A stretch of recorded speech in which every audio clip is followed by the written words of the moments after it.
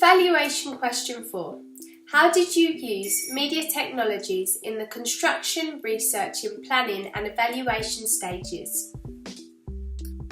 Firstly, I've used Google Blogger to create a blog which I've put my research, planning, production and evaluation on.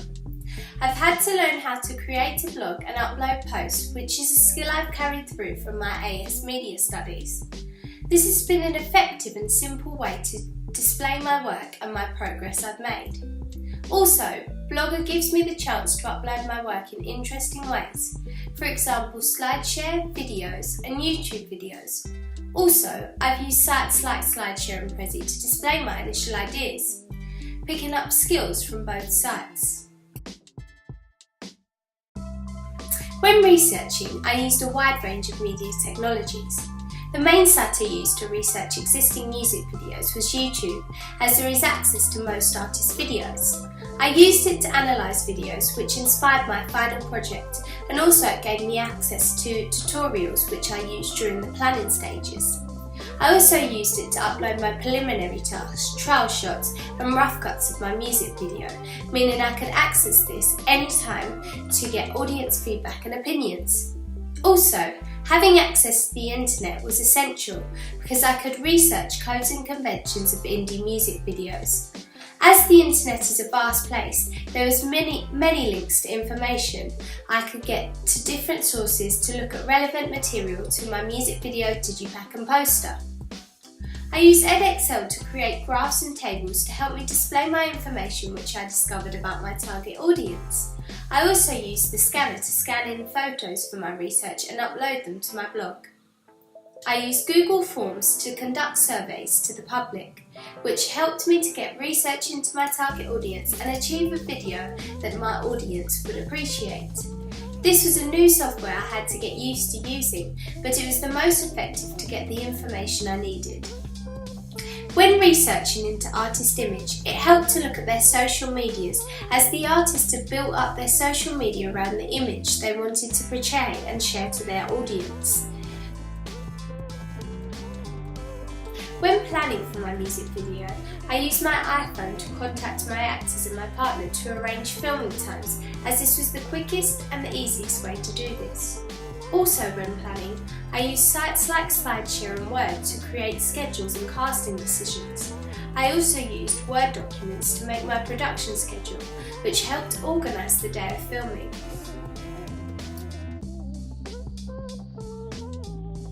When filming, we used two different cameras. One was a Canon 100D and the other was a Nikon DSLR.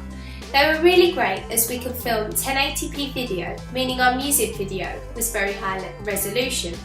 However, we had issues with the focus on our music video as we weren't used to using the Nikon DSLR. It took us time to figure out how to keep the camera in focus, and some of our shots are slightly unfocused. However, it didn't affect our desired overall effect. To edit, I used Adobe Premiere Pro to make my music video, as I'm used to using the tools I used in my AS project. With my partner, we were able to achieve what we planned in our animatic, for example split screen, stop motion, jump cuts and continue editing. To achieve split screen, we accessed tutorials on YouTube and figured out that we had to layer two videos over each other and then crop them to the appropriate size. When editing, we had to fit the shots to a timescale, which we achieved by dragging each shot into the timeline and crop the video to fit the beat of the song. We also spent time with effects on the video to create our desired effect on our audience. By changing the brightness, saturation and contrast of the shots we had taken, we played with the idea of the argument being in black and white to isolate this part of the narrative. Editing in Adobe meant we could import our 1080p video we had filmed and keep the film in the same resolution whilst editing. However, we faced problems with the software shutting down a lot, which meant we sometimes lost our material. We had to keep continually saving our work to solve this problem. I used a Google application called LucidPress to edit my digipack and poster. I was unfamiliar at the start of the year how to use it. However, after watching trials on YouTube and asking my teacher how to use it, the software became familiar and easy to use to me. I had to learn how to import and use fonts on the software. We discovered that the software was easy and we were happy with the simplistic design we have chosen. However, Lucidpress is part of Google Drive, which meant I could access it at home with my partner, meaning we could edit it both in our comfort of our own home, helping with time management.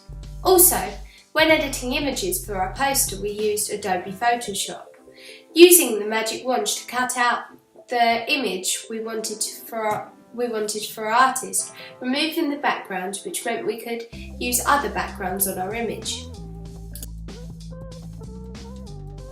When creating my evaluation questions, I've used PowerPoint, Word and iMovie to put together all the evaluation questions, as this is a new and unique way to present my work. Also, I've used Google Drive to edit documents and work with my partner, as we both can access this at home, which has helped with time management. This has been the most effective products that I've used in my whole process, as I can access this on any computer as it's in the cloud. I use GarageBand to voice record myself on my evaluation questions, which I've had a lot of knowledge with in the past, and I know that it's a reliable software that I can use and edit quickly on.